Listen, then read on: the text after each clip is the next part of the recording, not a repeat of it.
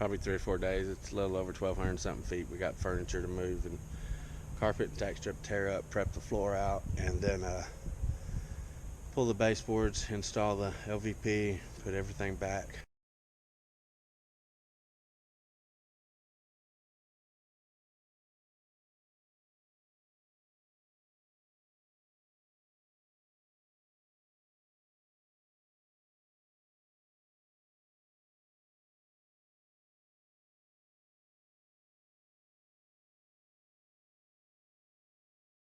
Okay, so if you notice, I'm getting my sumo lifter under the nails because that's actually what's holding it to the floor. So it's not going to do much good for me to prise up in the center because there's just wood there. I want to get my sumo lifter under the nails and actually work the nails out rather than in the center of the nails. It'll just break the wood.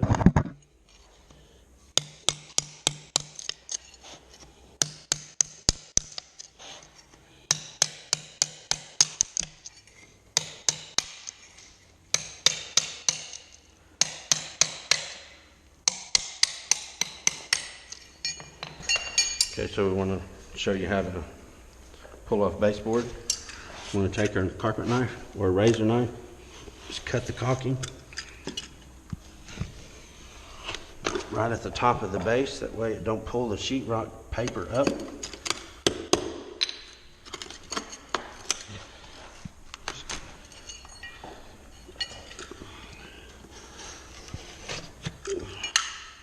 Come away from the wall.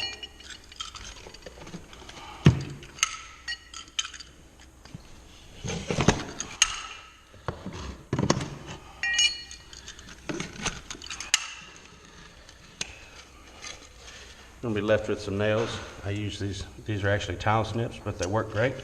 I call them nail biters because you can just grab the nail and twist them right out. You can also use a pair of pliers, a channel locks, or anything like that.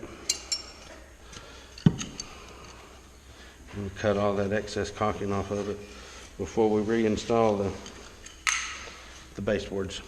Okay, so we got the baseboards up. Now we want to clean up any of this old caulking that's going to prevent our baseboards from going flat back to it.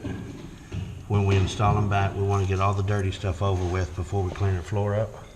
That way we don't have to cut all this stuff off as we're putting our base back and make a mess on the new floor. We want to do all this dirty work before we get to it. So we want to just take and clean all this up real good. Make sure the base is going to go nice and flat. Okay, so we got the carpet, pad, tack strip, baseboard, walls cleaned up to put the baseboard back. Now the next step is to cut the door jambs. This here goes alongside the doors. So what we want to do is take our product, lay it down right to it. Want to make sure it's clean under here. We've done got a little sweep here, so it's pretty clean. And then take our pencil. Marked right there, which ain't gonna be much because we want it to be a nice little fit, nice little tight fit. Once again, we're gonna take a rockwell.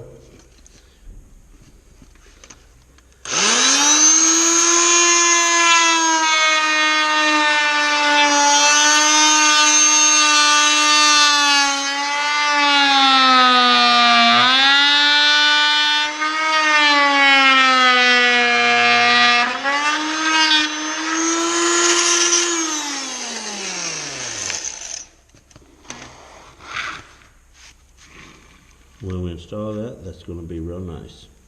Okay, so we just did a rough sweep over everything, got the floor cleaned up a little bit, so now we can do our scrape. We want to scrape over the entire surface to make sure there's not no bumps or dimples because this is a vinyl plank floor, so we want to get the floor as smooth as possible. Where we pulled up tack strip, we'll be cleaning out all these holes, patching them. We want to make sure all that's smooth, scraping the pad up. Any paint clumps or anything like this, we're going to scrape up. We're not going to just go by what we see. We're going to go over the whole floor to make sure we don't miss nothing, because if we go just by what we see, we're going to miss something. So we want to go over every inch of the floor with the razor scraper and make sure it's good and smooth. Okay, so one last thing before we put our mud down. We want to take a vacuum in the holes and anywhere there's a hole, a dip around the walls, all that stuff. See, you sweep, but you still can't get the stuff out from under the walls. So we're gonna take our vacuum, get all the dust and little bitty loose stuff out from the holes and around the walls, and then we'll be ready for mud. So we're fixing to mud these tack strip holes where we tore the tack strip up, get everything nice and smooth for the floor to go down. And what we're using here is an Ardex feather finish. I've used this for many years. I've never had an issue out of it. In fact, I can't think of anything negative to say about it. It's just a good product. What we're gonna do is dab us a little bit down. We're gonna take our smooth trowel, kind of mash it in the holes like that. And then we're just gonna wipe over the excess.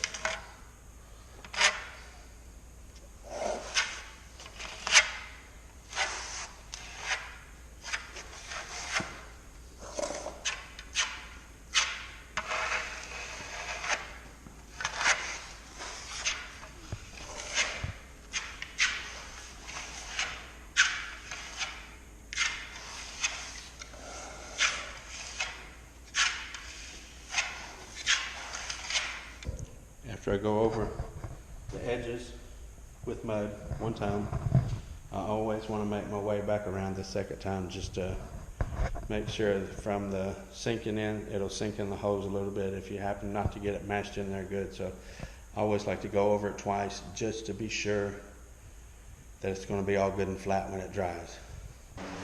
Alright, so we're fixing to mark this out while we're waiting on this filler to finish drying for the hose. We're going to go ahead and get our chalk line pots and stuff like that. We're working with 6-inch planks, so we don't want to come 6 inches off the wall just in case the wall bows or dips in and out any. So I don't want to go 6.5 or 7. I don't want just a little strip right by the wall. So since we're working with 6-inch planks, I'm going to go about we'll go about 11 inches, and that'll give me a nice big piece here. That'll give me a 5-inch piece against the wall, and that'll allow us an inch of variation if the wall is off or anything like that. Surely the wall's not going to be off an inch, so that gives us an inch to work with there.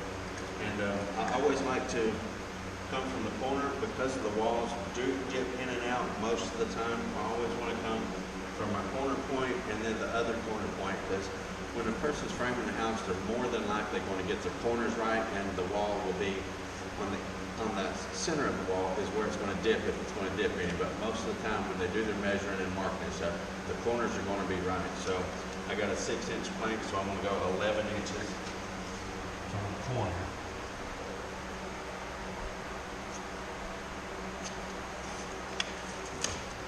And I'll do the same thing up there, and then we'll pop a line and give this a few more minutes to glue, to dry, and then we'll be ready to glue. Okay, so we got the glue down and it's dried and ready to go. As you can see, you can still see the chalk line right through the glue. Really no particular way or place that you want to start, just so long as you get your board right on the edge of that chalk line. You want to make sure your first piece is real good and straight. Your first piece is going to, if you get your first piece wrong, it's all going to be wrong. So very important that you get your first piece straight. As you can see, once it's there, it's there. You're not going to get that up very easily. Another key thing about this, I don't like, some people will stagger them down like that so it looks like steps. I don't think that's a real nice pattern. I like to lay them in a way where there's absolutely zero pattern to it. I don't want to see any kind of pattern or anything to all of it. I want it to be all completely random, and I think that gives you the best hardwood look. So once you get going there, you just lay them down, pull it tight against that. I want to let that one just kind of fall down flat, because it's such a good this one. It's going to fall right on my, and it's going to fall right on my chalk line. So that,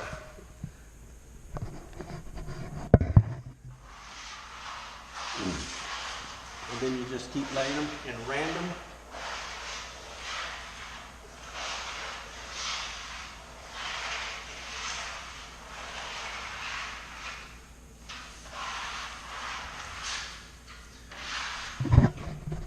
So we got transitions to go up next to the tile, so it don't really matter if it's close or far, just so long as, you know, semi-close, because our transition piece wants to cover this.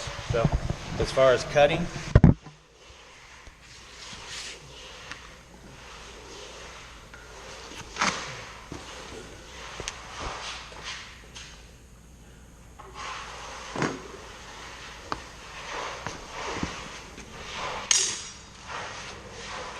take your tape measure, just measure and see, because we don't have to be too particular. 17¼ inches will be fine.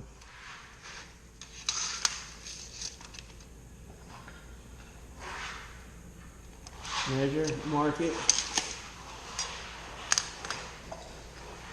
I'm going to use a little framing square here so I can get a straight cut. And it don't even have to be all the way through. Just so long as you get just a little scratch, that's all it takes, and then the stuff will just snap straight off. Very convenient to work with.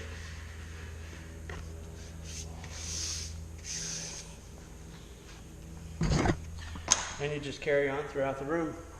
I want to show how to get this angle right here.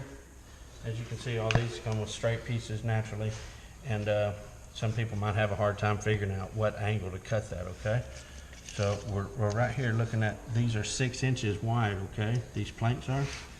So we want to come up here and hold our tape, and wherever 6 inches touches the wall here and here, we want to take our pencil and put a little mark.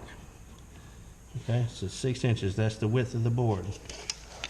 Then we come from here, where our board is going to start, and whatever from there to my mark is 8½ inches. See that? Okay. So we want to come from the corner of the board here. I don't know if you can see that on the other. The corner of the board, wherever 8½ inches touches the edge of the board, which is right here, we can put us a little mark right there, and that's going to be our angle. So from here to this mark here.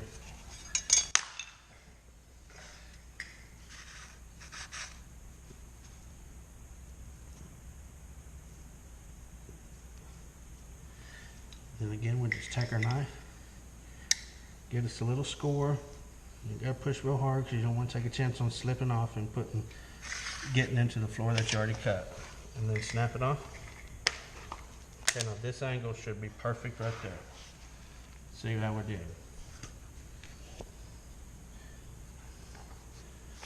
Okay, looks pretty good.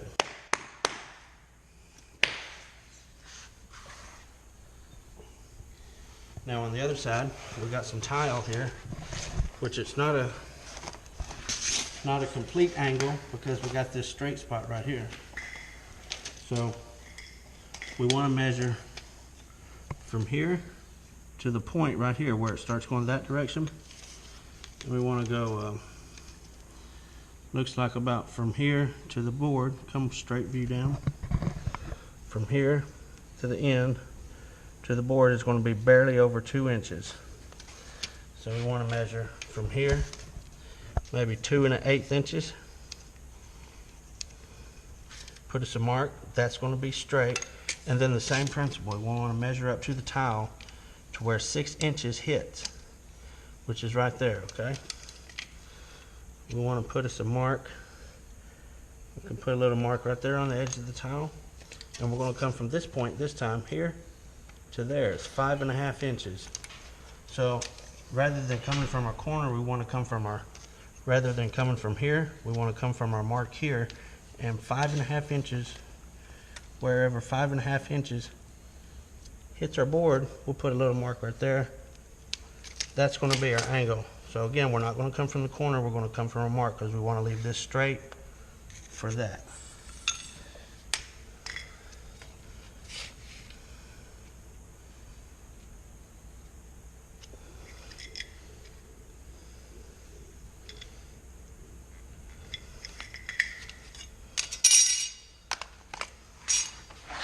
Should fit right in there.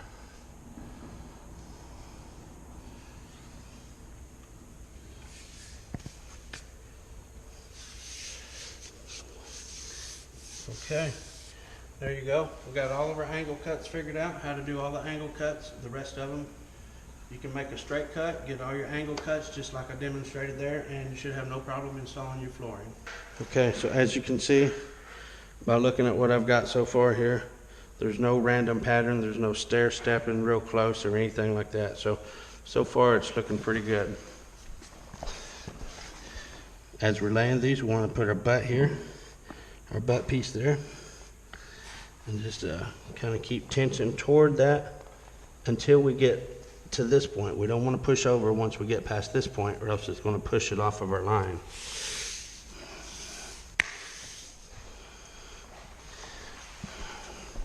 Same thing here. I only want to put pressure to the right until we get there. That should fall right perfect on our line. Since we got our angle piece figured out that we got cut off right here on this first piece, we can actually take the piece that we cut off here, and we don't have to do any more measuring on this same angle right down through here.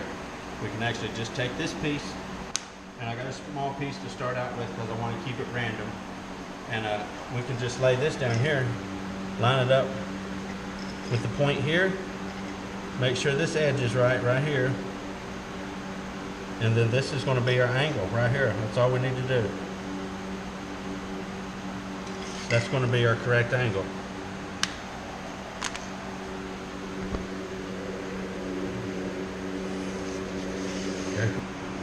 Okay, so we're going to have to make a rip here. So what we want to do is lay our board down here, that way we can tell how far down it's going to go. And we'll measure from here to the wall. Keep in mind, we're going to have baseboard and stuff here, so we don't have to go too far. But we also got a gap underneath the sheetrock, so we've got quite a bit of playroom here. If we can see right here, come on in here a little bit. I want to cut this about 5 1/4 will be plenty. And I want to go up to the end of my board here, where this ends. And I want to measure again, see on this end. See here, now this is about 5.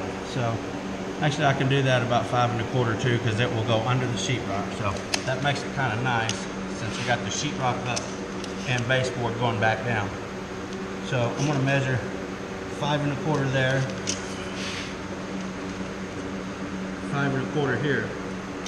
I'm actually going to use another piece as my straight edge, since it's the same length and everything like that. We don't have to put a whole lot of pressure in cutting this, so I'm not going to be afraid about bouncing up or damaging the edge of my piece that I'm using for a straight edge. But just lightly put a scratch on that.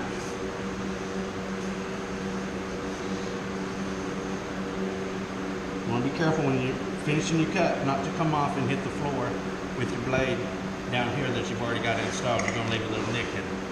So see that? And then it'll just break.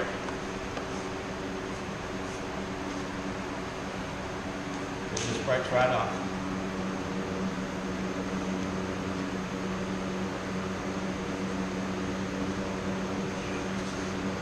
Always want to pull it in tight. You want to keep your joints nice and tight together like that.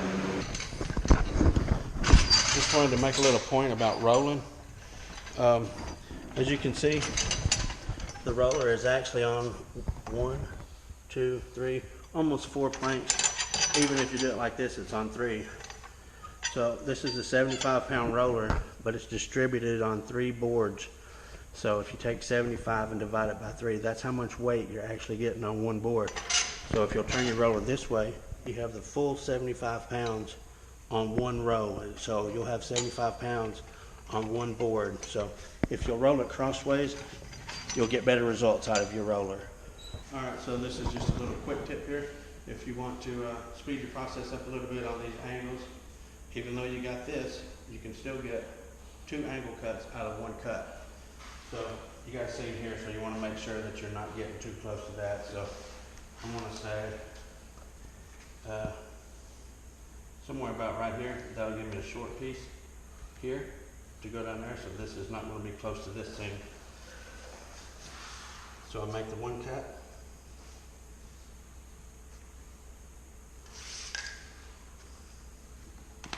Snap it. This is going to go right there. And then since this is LVP, You can turn these around, and I've got my same angle, will be my next board right there, so I only have to make one cut per 2 rows. Just something to speed the process up a little bit.